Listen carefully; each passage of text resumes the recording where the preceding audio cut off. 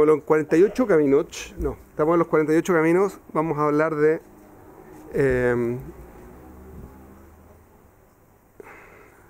Be'anavá. Ese es el séptimo camino. Be'anavá. ¿Qué significa anavá? Humildad. Es decir, si yo quiero adquirir Torah, es decir, si yo quiero adquirir conocimientos de cómo vivir, necesito aplicar humildad. ¿Cuántos de ustedes creen? Voy a hacer una parte del camino igual como lo hacía Rav Noach, alaba Shalom. Una parte me voy a separar de su derech por un buen rato, porque creo que hay mucho más que podemos aprender que lo que él enseñaba directamente en la clase. Así que voy a sacar un poquitito más del jugo de este camino.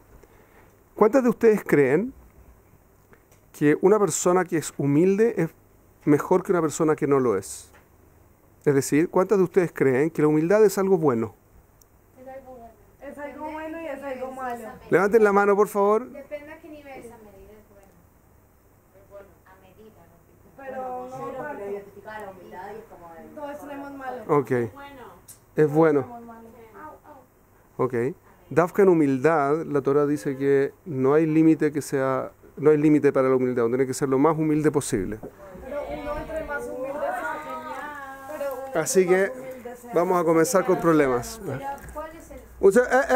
No tan rápido, no tan rápido. Chicas, por favor. Paso. Por favor. Ok, chicas, please.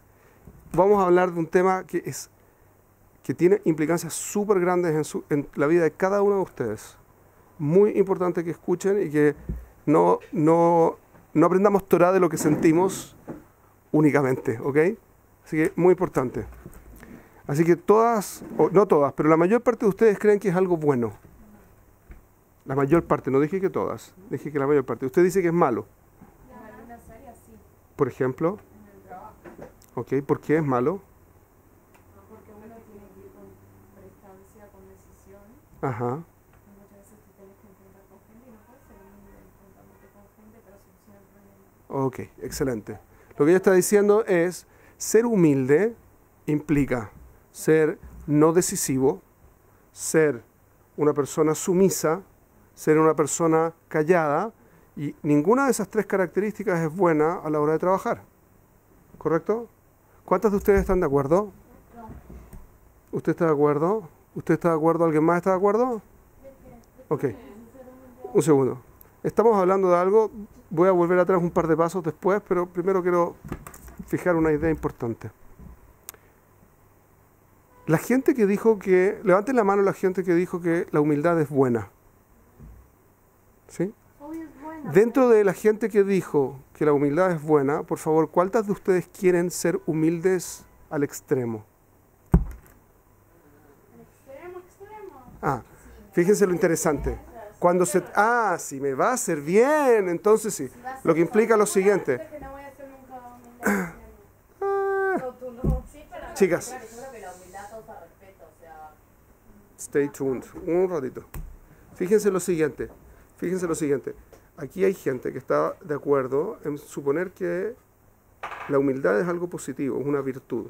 Hay gente que no, pero la gente que sí dice que es una virtud, pero no la quieren tener. O sea, yo sí la quiero tener. Cuando yo pregunté cuántas de ustedes quieren tener mucha humildad, ustedes contestaron que no. No todas. No, si le va a hacer bien, es decir, no es la humildad. Si le hace mal la humildad... Ok. Chicas, esto es lo primero que quería mostrar, que cuando una persona se relaciona con la humildad, por algún motivo que voy a explicar en un segundo, por algún motivo, la humildad no es algo que tengamos ganas de tener. ¿Por qué no? Porque puedo identificarlo como algo bueno, pero si me va a hacer daño, no lo quiero. Un segundo. Ahora voy a tratar de explicar cuál es el problema. Cuando ustedes dicen humildad, ¿qué significa humildad? Porque como yo les he dicho algunas veces antes, si uno habla de algo y no tiene idea de lo que es, entonces no ha dicho nada. Así que es lo mismo que si usted les dijera, teléfono y no saben lo que es un teléfono, ¿sí? Dicen en el año, no sé, 500 de esta era, ¿sí? Y les hablan de un teléfono celular, probablemente no van a tener ni idea de lo que se trata porque no existen. Así que si hablamos de los teléfonos y la calidad de los teléfonos, y ustedes se ponen a opinar en el año 500 de esta era, estamos mal, porque no tienen idea de lo que están hablando. ¿Ok? Entonces, ¿qué significa la palabra humildad? Tarán, tan. Este es el problema. Cuando ella reclamó porque la definición que ella tiene en la cabeza de humildad es una definición que no es buena. Por lo tanto, la humildad no es buena. Si yo creo que la definición de la humildad es algo negativo, al menos parcialmente negativo, obviamente no voy a querer humildad. Las que piensan que la humildad les va a hacer daño, también tienen una definición en la cabeza de humildad que hace que en ciertos aspectos puede ser bueno, pero en exceso me hace mal. Viene la Torá y dice, no, fíjate que no hace mal. Es más, es lo que más tienes que tener. ¿Por qué? Entonces quiero ver un segundo. Cuando ustedes piensan en una persona humilde, vamos a pensar así. Entra una persona humilde, ¿ok? Por la puerta. ¿Cómo se ve? ¿Qué me puede describir una persona? Por favor, adelante. Una a la vez. Cuando entra, no llama la atención. No llama la atención, ¿ok? ¿Cómo se ve en postura? ¿Cómo es la postura? Seguro de sí mismo, pero no mostrando que está seguro de sí mismo, con una vestimenta recatada, Ujú. no mostrando mucho el cuerpo. ¿Hasta aquí están todos de acuerdo? ¿Sí? ¿Qué es lo primero que dijiste? No, es Sobre que que también es una persona no, puede ser simple. seguro de sí mismo, puede ser no seguro de sí mismo, pero Puede ser no seguro en sí mismo. o sea, no lo tiene que mostrar. No tiene que entrar diciendo, aquí vengo yo. O sea, si muestra que quién es y lo que sea, y la gente lo mira porque él es y acaba de entrar, entonces no es humilde. Pues sí, es Moshe Rabbeinu, entonces ¿qué pasaba con Moshe Rabbeinu? Que era súper Un paso a la vez, tranquila. Yo míreme, persona humilde. Ah, cuando la persona dice, mírenme, entonces no es humilde. Pero si entró por la puerta, yo no dije que dijo nada. Entró por la puerta y es humilde. Ustedes dijeron, no se nota que entró. Mayo que hacer, ¿ajón? El ama. ¿Cómo es? Sí. Un segundo. No llama la atención. No llama la atención, no se nota. Si no llama la atención, no se nota. Un segundo. Ella iba a decir algo. Por favor. No sé, que uno piensa cuando le dicen humilde, también simple, con ropa así, pobres, no muy costosos, no muy llamativos, Ujú, probablemente pobres. ujú. Ah, es lo que, chicas, cuando ella está hablando, pueden estar en desacuerdo, no hay ningún problema, pero no cuando ella está hablando, ¿ok? Ella está hablando, dejémosla hablar, ¿ok? Eso es una persona pobre, humilde es una persona pobre, que se ve, que no muestra, que no tiene, que lo que fuera.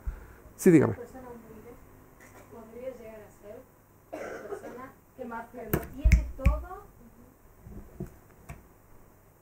Esa persona tiene todo, ¿ok? Pero, Sin embargo, ok, no sé cómo decir lo contrario de eso. que no tiene nada. No, no que no aparenta. Él sabe perfectamente lo que es, sus virtudes, su esto, su lo otro. Sin embargo, no como que se la cree, no que se pone el poder en la cabeza. Ok, entendí, ok.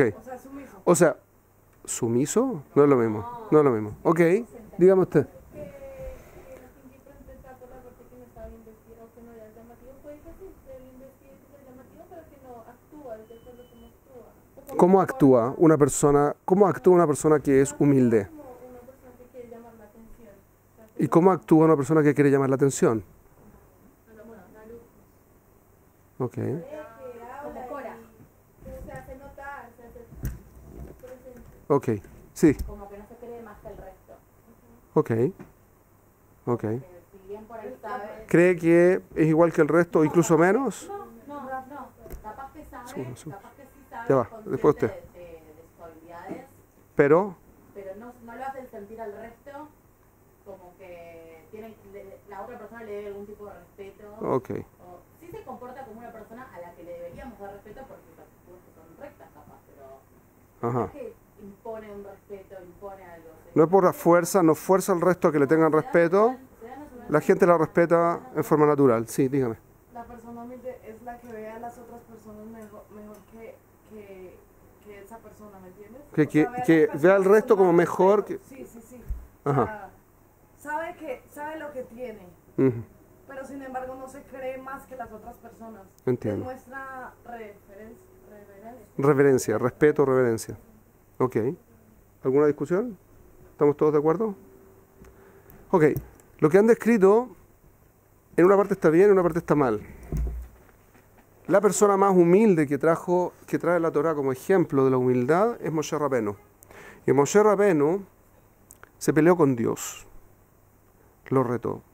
No solo hizo eso, fue al faraón y se enojó con él, se da media vuelta y no le presta ninguna atención al faraón y lo agrede. ¿Sí? Sabe perfectamente que de él depende toda la suerte de Israel.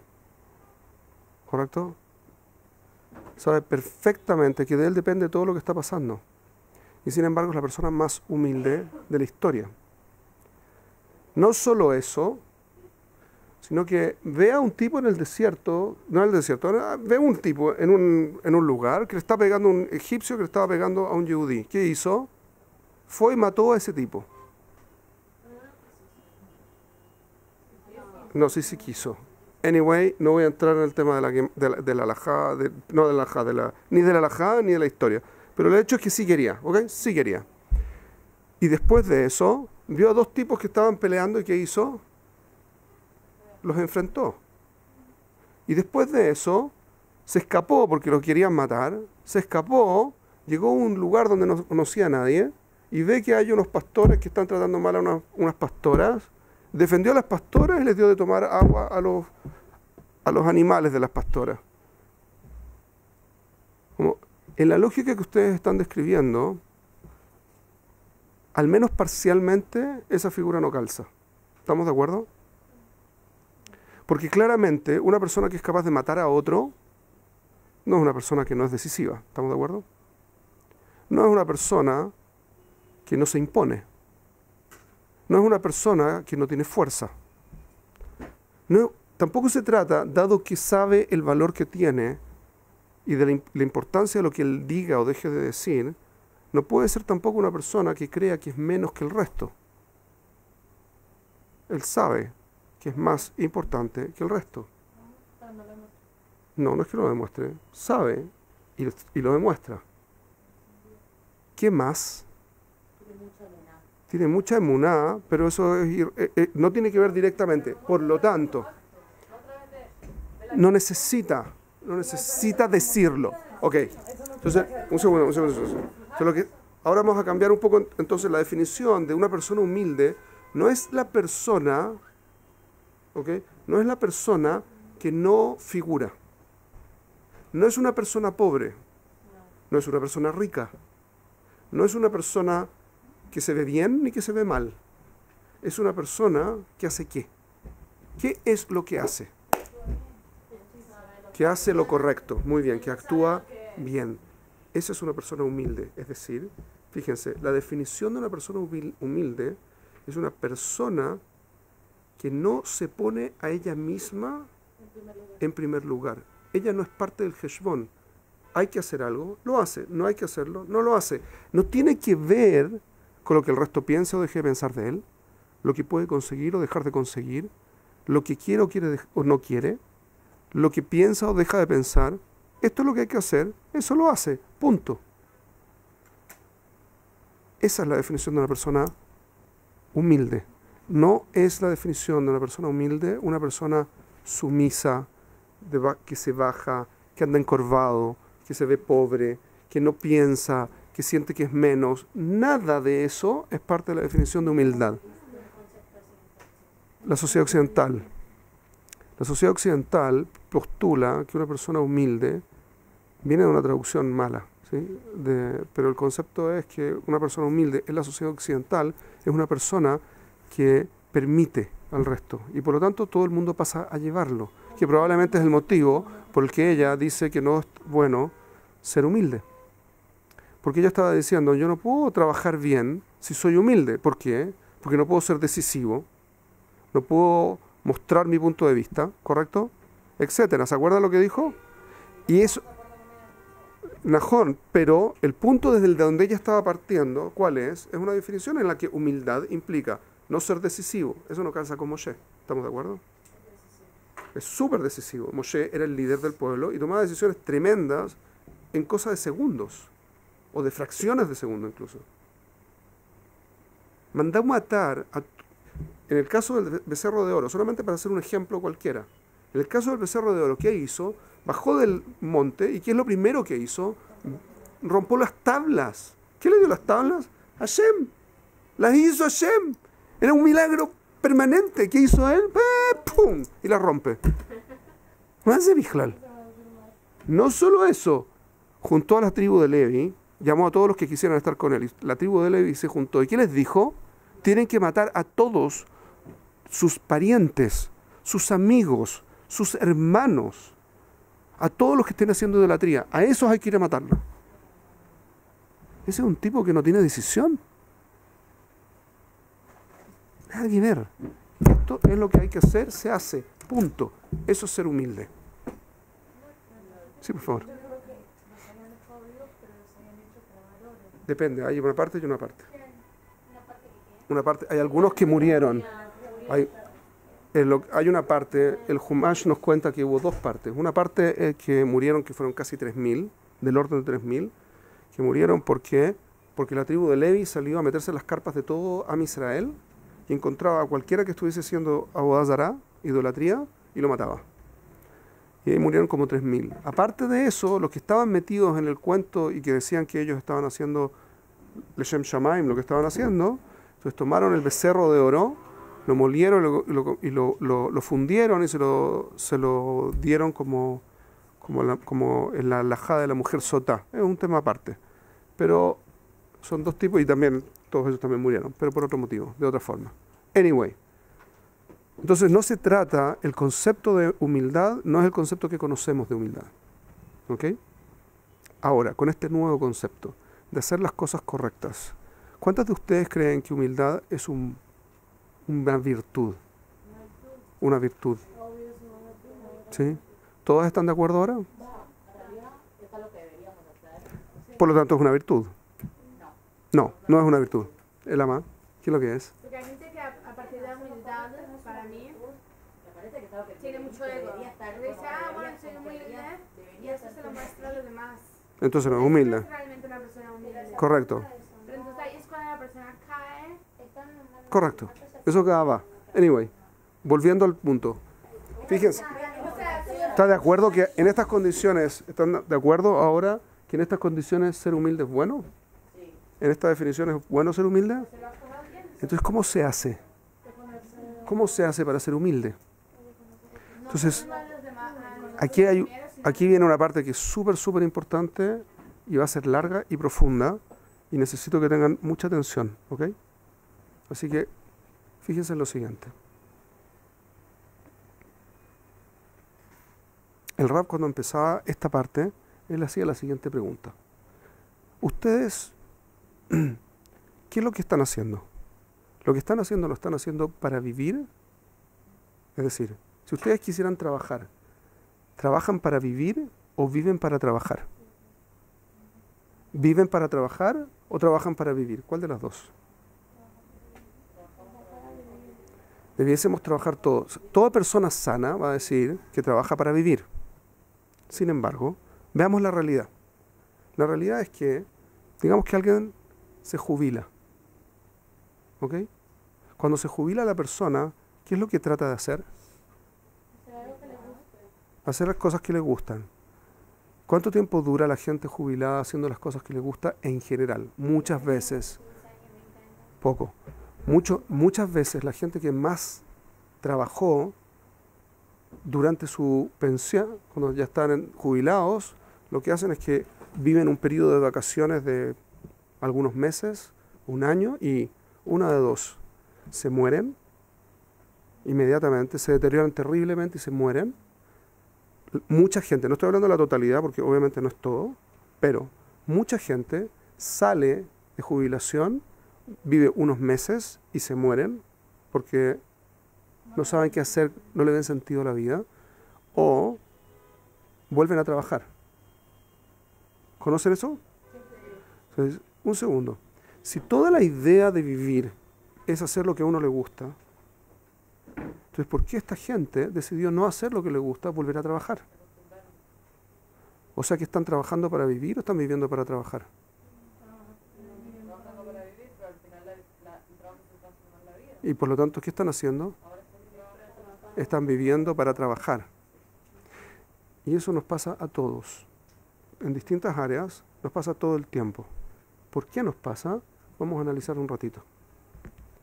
Si para que una persona esté haciendo lo que está haciendo para vivir, tiene que saber qué le significa vivir.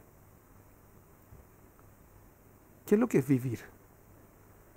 Claramente estamos, en términos de lo que estamos conversando, trabajar y hacer lo básico para estar vivo no es vivir.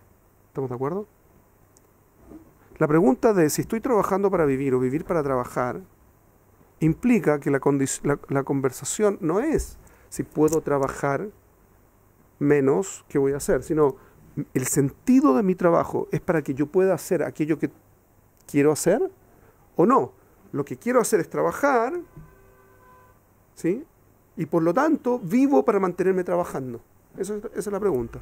Por lo tanto, cuando una persona no sabe para qué está haciendo lo que está haciendo, está trabajando, no está trabajando para vivir, está viviendo para trabajar. Y no te voy a dar números, pero me imagino, así como una estimación así absolutamente sin ninguna base, pero yo me imagino que en el mundo el 90 o más % de la gente vive para trabajar. Y les doy un ejemplo. Una persona va a la universidad a estudiar. ¿Sí? ¿Para qué va a la universidad? ¿Por qué va a la universidad? ¿Para qué? Para aprender. ¿Para qué quiere aprender? ¿Para qué quiere trabajar? Para tener plata. ¿Para qué quiere tener plata? Para vivir. ¿Para qué quiere vivir? Ese es el problema. La gente no tiene respuesta de para qué quiere vivir. Es que la persona, Segundo. Para trabajar. Paso a paso. Correcto.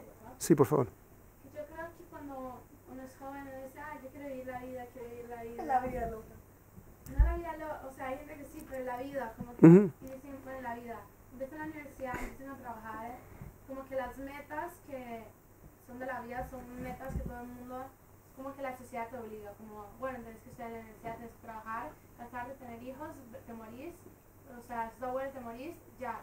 Y no, como que ese es el concepto que está mal, como que la vida se acaba cuando uno ya para de trabajar, uno se jubila, uno es nieto, uno es abuelo y no tiene otro objetivo, como que ¿qué es la vida? ¿Qué es vivir la vida? Hoy conversaba con una señora que tiene en este momento 81 años, una cosa así. Y ella dijo, en estas palabras lo dijo ella, dijo así: yo trabajé desde los 14 años hasta hace 3 años, 4 años atrás, y me dijo, creo que ya es momento que yo pueda descansar. Ok, ¿qué quiere hacer con su descanso? ¿Para qué? ¿Qué es lo que quiere hacer ahora con su vida? Nada. Está mirando tele todo el día. ¿Por qué? No se comunica con sus nietos y tiene. Los hijos se tienen que comunicar con ella. Ella no se comunica tanto con los hijos. No sale de la casa y está en un proceso depresivo cada vez mayor que no quiere ver. Entonces, ¿cuál es mi punto? Mi punto es que en realidad trabajó toda la vida y eso le daba sentido. Qué hilo. Ella vivía para trabajar, no trabajaba para vivir. Ahora terminó de trabajar y está cansada de trabajar y ya no tiene ningún sentido para estar. Entonces se está suicidando en vida. Eso es lo que está pasando y le pasa a mucha gente. Mucha gente.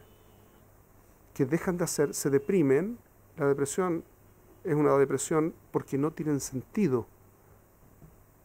Y no tienen sentido porque no tienen idea de lo que quieren hacer. Ahora, Si ustedes lo piensan de esa forma, ¿cuánta gente conocen ustedes que en realidad saben lo que quieren hacer? ¿Saben cuál es el objetivo que quieren tener? ¿El sentido de su vida cuál es? Muy poca, muy poca. Y fíjense que hay muchos problemas en esto. Hay mucha gente que cree que el sentido de la vida es único. Es decir, todo mi sentido es que voy a salvar vidas, por ejemplo. ¿Ok? Voy a salvar vidas. Bueno, ¿voy a salvar vidas para casarme? No. Salvar vidas tiene que ver con otro aspecto de mi vida, que es como trabajo. Esto es otra parte complicada de lo que nos ha hecho la sociedad occidental en ese aspecto. No está mal, porque uno tiene una responsabilidad con respecto a la sociedad en la que vive, y uno tiene que trabajar. ¿Okay? Cada persona es lo suyo. Pero el trabajo no es toda la vida. Si toda la vida, todo el sentido de mi vida tiene que ver con aquello en lo que trabajo, entonces si dejo de trabajar, no tengo sentido. ¿Entienden el problema? Y la sociedad occidental nos enseña que nuestro valor tiene que ver con nuestro trabajo. ¿Entienden eso? No es tan mal, hay valor en el trabajo, pero no es todo nuestro valor el trabajo. ¿Entienden la diferencia? No. Sí. Por lo tanto, si yo asumo la versión occidental de cómo tengo que entender mi sentido de vida, el salir de jubilación, ¿qué es? Es la muerte. No tengo ningún motivo para seguir vivo, pues si ya dejé de trabajar y lo único que yo hago es trabajar para tener sentido, dejo de tener sentido. ¿Quién quiere vivir sin sentido? ¿Entienden el problema? Sí, dale. Me dijo que quiero verte, y me dice, encontré a esta señora en el aeropuerto, me la conocí en el avión, y le dije, hola, y me dice, no sabes lo que ella hizo para venir acá, trabajó toda su vida, o sea, ya se jubiló, y todo lo que trabajó, casi todo lo ahorró para venir a Israel, ella sola. Entonces, o sea, está bien, wow, increíble, pero ella trabajó, y ahora que vino a Israel y cumplió su sueño, ¿qué va a hacer después? O sea, se vuelve a Costa Rica, la señora. Terminó su objetivo, por el cual anheló 47, 30 años. Vino un mes acá. ¿Y qué va a hacer después? Un segundo. Fíjense, ¿se fijan el problema que está presentando Tali? ¿Está diciendo así? Hay un problema enorme. Si yo tengo un objetivo, que es una meta, no un objetivo real, es una meta, y lo convierto en un objetivo, cuando lo cumplo, ya no tengo más sentido. El mismo problema. El mismo problema. Hay una cosa un poquitito más profunda que tenemos que pensar. Y fíjense en lo siguiente. Fíjense en lo siguiente. Hay un psicólogo, psiquiatra y psicólogo judío, sobreviviente del Holocausto, que se llama Viktor Frankl. Él escribió un libro que se llama El hombre en búsqueda de sentido. El hombre en búsqueda de sentido presenta un concepto muy interesante, que es que una persona que encuentra que su vida no tiene sentido, se deprime y eventualmente no puede avanzar. Y lo que nos da fuerza es que nuestra vida tenga sentido. Y yo les pregunto lo siguiente. Digamos que yo me invento un sentido. A partir de ahora yo decido, mi sentido es jugar jugar tenis. ¿Ok? Toda mi vida es para jugar tenis. Y y yo siento nada con eso. ¿Serviría? Si yo digo que esto es mi sentido y el sentido no me produce nada, ¿es verdad que ese es mi sentido? No. ¿Saben lo curioso de lo que estamos diciendo? Lo curioso es lo siguiente: el sentido implica que no lo pongo yo. El sentido viene conmigo. Yo tengo un sentido o no tengo sentido. No existe que yo cree un sentido para mí. Es un paso a la vez. Un paso a la vez. Chicas, ¿sí? ¿Puede probarlas todas? ¿Cuántas opciones hay? ¿Puede probarlas todas? Imposible. ¿Sí? ¿En 120 años puede probar millones de opciones?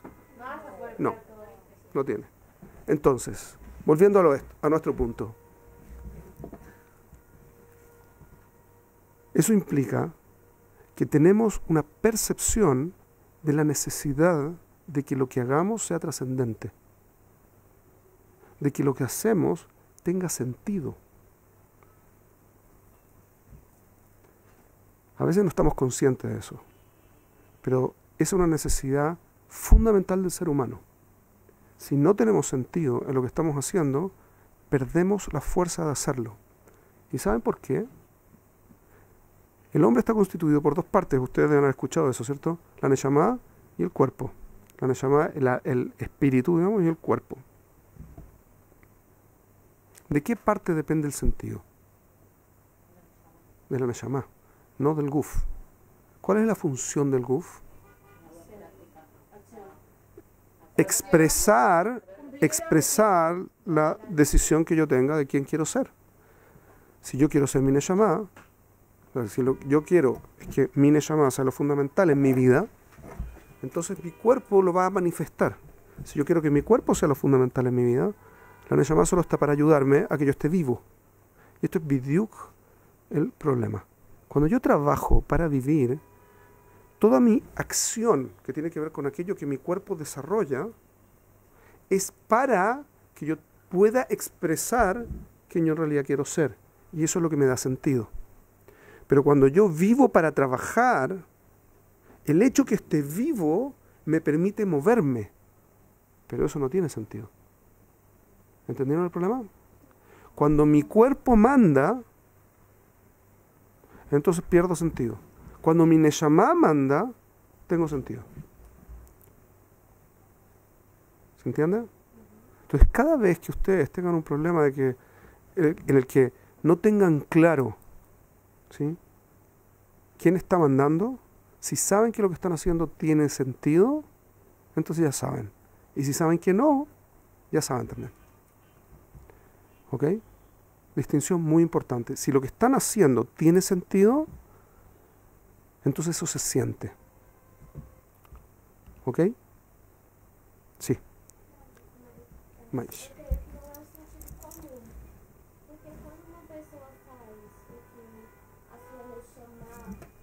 Ya voy para allá. Un segundo, todavía no falta mucho en este camino para poder entender de lo que estamos hablando.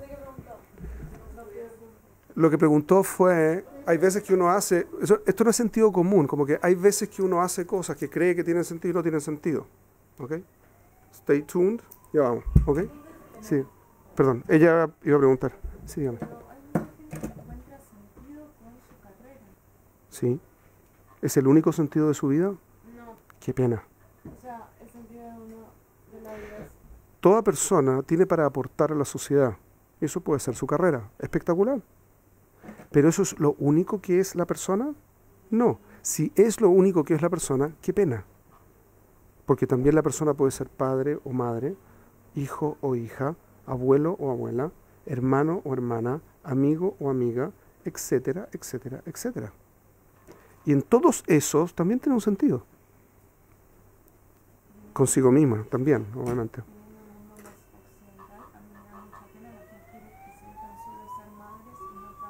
Depende. Pero eso tiene que ver con una valoración distinta y que tenemos que conversar aparentemente en profundidad porque no es primera vez que sale como concepto. Vamos a conversarlo, Blinder, ¿ok? Vamos a conversarlo, pero no... Ok. Las chicas, fíjense. Lo que hemos visto es aquí que si existe un sentido, el sentido no es nuestro. No es que nosotros lo definimos. Nosotros lo implementamos o no. Eso implica que si tenemos la sensación de sentido, ¿sí?, si tenemos la sensación de sentido, nos va a nutrir, porque a través de nuestra neshama vamos a recibir energía para poder hacer lo que queremos hacer. Si yo encuentro que lo que estoy haciendo tiene sentido, voy a tener fuerza y capacidad muy superior para hacer lo que quiero hacer, o lo que estoy haciendo. Al revés, sí, si reconozco un sentido y me dedico a ese sentido, tengo una fuerza completamente distinta que si lo que yo veo y hago, siento que no tiene ningún sentido. Si no me dedico a ese sentido que tengo. Un segundo, paso a paso, please, paso a paso. Entonces, el punto es muy interesante. Aquí se explica una parte importante de la psicología y el coach en el mundo. ¿Por qué? Porque todo se basa, todo el coach y toda la psicología se trata de hacer que la persona se alinee con lo que siente y pueda avanzar y que sienta alegría de estar haciendo lo que está haciendo. La alegría, ¿qué es lo que es? Lo vimos hace mucho tiempo ya, hace como 4 meses ya. Hablamos de qué es lo que es la alegría y qué es lo que es la felicidad. Y no sé si alguien se acuerda, pero para no pasar por mal moré como de costumbre, entonces vamos a decir así. La felicidad, ¿qué es lo que es? La felicidad es la sensación que uno siente cuando uno ha llegado a ser quien quiso ser. Es decir, la puedo sacar de la Mishnah en otro momento, no ahora. Si es para de dónde y cómo y qué, no. Si es, ok, ¿cómo se aplica? No, ¿qué pasa si la persona anheló ser alguien o ser algo y pensó que con anhelar eso iba a ser la persona más feliz? Llegó a ese punto y no llegó a la felicidad que esperaba. Porque esa no es la función que tú tienes. Sí, Lo que ella está preguntando es, digamos que yo creo que quiero ser algo y en realidad no quiero ser ese algo. Pero nunca me enteré hasta que llegué a serlo. ¿Ok? Eso implica que no se fijó en que no estaba siendo más alegre en el camino. Porque cuando yo supero cosas que tienen que ver conmigo, recibo alegría en el proceso. No felicidad, alegría. Es distinto. Una es simja y el otro es osher. ¿Ok? Son dos cosas distintas en hebreo también. No es lo mismo happiness, to be happy, no es lo mismo que to be joyful. En inglés tampoco. Y en otros idiomas me imagino lo mismo. No, acabo de decir, obviamente. Sí. También hay que reconocer que muchos caminos son difíciles y que uno no está all the time hasta que llegues al punto. Depende completamente. Eso es un segundo. Alegría, simja, es un camino que viene en el futuro. Así que no lo voy a desarrollar ahora. ¿Ok? Pero no se trata de que yo estoy laray por el camino. Esa no es la idea de simja. Laray, lo siento cuando superé algo que yo creí que no podía. Ese es el laray. Y cuando uno se enfoca en el laray que voy a sentir, entonces tiene fuerza para hacerlo. Cuando uno se enfoca en lo terrible que está el camino de aquí al laray, entonces no tiene alegría. ¿Ok? Pero eso es un tema largo que tiene que ver con la alegría. No, lo que hemos visto es así, hasta aquí. Una persona necesita tener sentido y que lo que hace tenga sentido. El sentido de la persona no lo escoge la persona, lo encuentra la persona. ¿Ok? Kaush Baruj Hu se dedicó a hacer eso. Anyway, a continuación vimos, si yo uso eso que tiene sentido en aquello en que yo siento que yo tengo sentido, entonces recibo una satisfacción. Si no lo hago, recibo energía, porque me estoy conectando con aquello que es trascendente en mí, mi neshama. Si yo me desconecto de eso, pierdo la energía, no puedo avanzar, no tengo fuerza para hacer las cosas que estoy haciendo.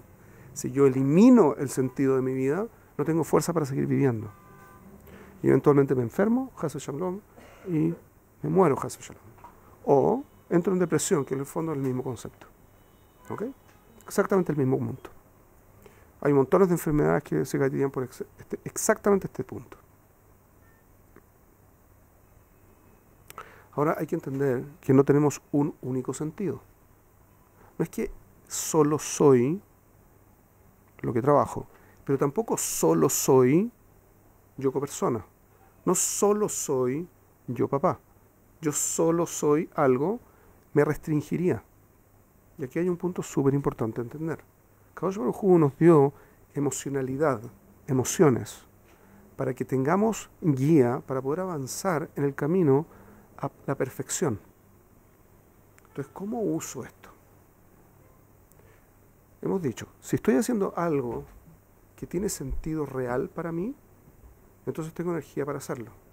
Si no, no tengo energía. Les puedo mostrar que todos los pueblos del mundo y todas las personas del mundo están buscando sentido en su vida.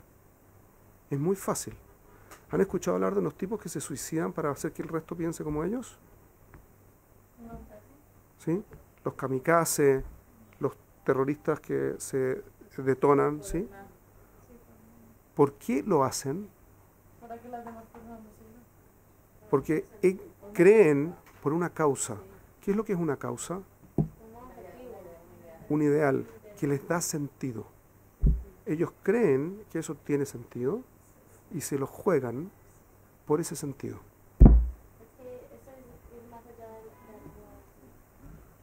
Un paso más allá. Eso implica que hay mucho que aprender de la gente que es suicida.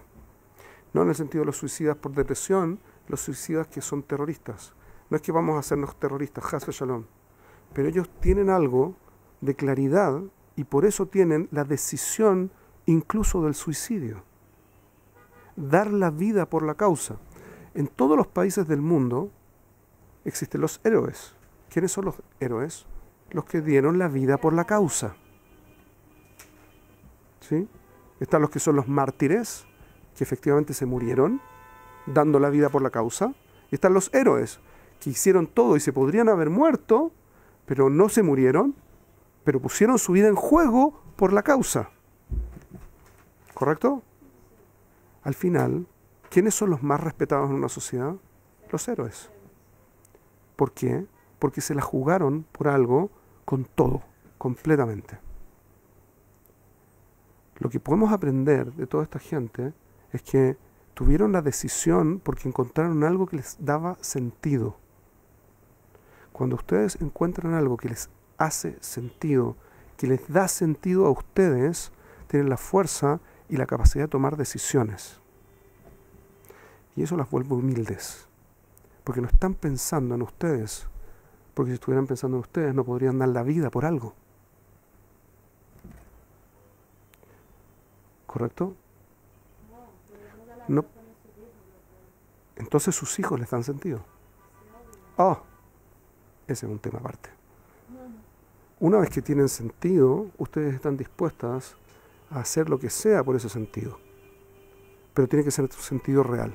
Uno de los trucos que usa la psicología, el coaching, la psiquiatría, lo que fuera, es tratar de asignar cosas que para uno son sentido, cosa que tiene sentido para uno, a cosas que uno no le encuentra el sentido. ¿Ok? Entonces así uno que hilo que tiene fuerza para hacer las cosas que... Ahora, es re difícil engañarse a uno mismo en esto. Si la cosa no tiene sentido, es muy difícil que yo logre darle sentido real. Puede ser que me sea más liviano, pero darle sentido real, muy difícil. ¿Qué es lo que hace Akadosh Baruj Hu con eso? Que no me da energía para hacerlo. En hebreo, hoy la juventud está muy dedicada a esta frase. Lo bali, en likoach. En likoach es, no tengo fuerza para hacer esto. Bidyuk el concepto. No tengo fuerza es, no le encuentro ningún sentido. ¿Para qué lo voy a hacer? No tiene ningún sentido. Sí, claro. Ya hizo una. Es lo mismo en este caso. Ahora, eso nos lleva a un próximo problema. El próximo problema es el siguiente. Cuando yo no quiero hacer algo, puede ser porque no le encuentro sentido o porque no tengo ganas a nivel corporal. Es decir, si yo me enfoco en el placer que me da el sentido, voy a tener ganas de hacer aquello que me da sentido. Pero si me enfoco en el placer por el placer, que de paso tiene la acción, carece de sentido y eventualmente voy a perderlo. Voy a ponerlo en términos prácticos para que sea más claro. Lo que dije es medio enredado, así que voy a intentar hacerlo más claro. Digamos que ustedes encuentran que su sentido es... Justo ese no va a ser un sentido, no va a ser un ejemplo porque no es la cabana meterme en eso. Digamos que ustedes tienen como objetivo en su vida, les da sentido, se sienten vivas cuando ven que otra persona aprendió de ustedes algo. Digamos que ese es el caso. Ustedes ven que le dicen algo a alguien y esa persona se ilumina, se enciende y ustedes sienten como, ¡wow! Esto es lo que quiero hacer con mi vida. ¿Ok? Lo que sea que sea. Puede ser matemática, puede ser física, puede ser Torah, puede ser lo que fuera. Ustedes se sienten pero que le están cambiando la vida a alguien. ¿Ok? Y eso les da la energía. ¿Ok? Puede ser que ustedes estén tratando de ayudar a la persona o que ustedes estén tratando de sentir esa alegría. Son dos cosas distintas. No es que depende. Yo puedo enfocarme en el placer que me produce. Tengo tantas ganas de sentir de nuevo eso que sentí cuando le enseñé a tal persona, que voy a buscar a otra persona para enseñar lo mismo. Eso puede ser un objeto. O quiero ayudar. ¿Por qué? Porque vi cómo ayudar, ¿sí? Me da energía. Yo soy una persona que quiere ayudar. Por lo tanto, voy a buscar a otra persona a quien ayudar. Es completamente distinto. Si ustedes ven a alguien que salva la vida de otro por la plata, y ven a otra persona que salva la misma vida, pero por salvar la vida, ¿cuál vale más? La persona que salva la vida por salvar la vida. Porque cuando un sentido lo cambio por un placer, destruye el sentido. Cuando lo que estoy buscando es el placer, destruyo el sentido. Si busco el sentido, tengo el sentido y el placer. Es justo lo que acabo de decir en este instante. Si yo busco el sentido me trae placer. Pero si yo busco el placer, destruyo el sentido. Un ejemplo. ¿Está mal sentir alegría? No. Cuando lo siento, porque hice algo que me alegra.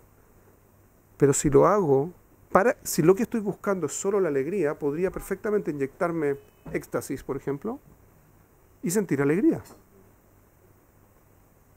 Lo que estoy buscando es el placer o estoy buscando la satisfacción. ¿Entienden el problema? Si yo me enfoco en aquello que me da sentido, adquiero la alegría. Si yo me enfoco en la alegría, no tiene sentido. Eso es lo que le pasa mucho a este mundo. En este mundo en general, la gente cometemos justamente ese error. El error es que empezamos a buscar el placer y no el sentido. Cuando buscamos el placer, destruimos el sentido. Cuando destruimos el sentido, nos quedamos vacíos. ¿Entienden el problema? Podría ser. Podría ser.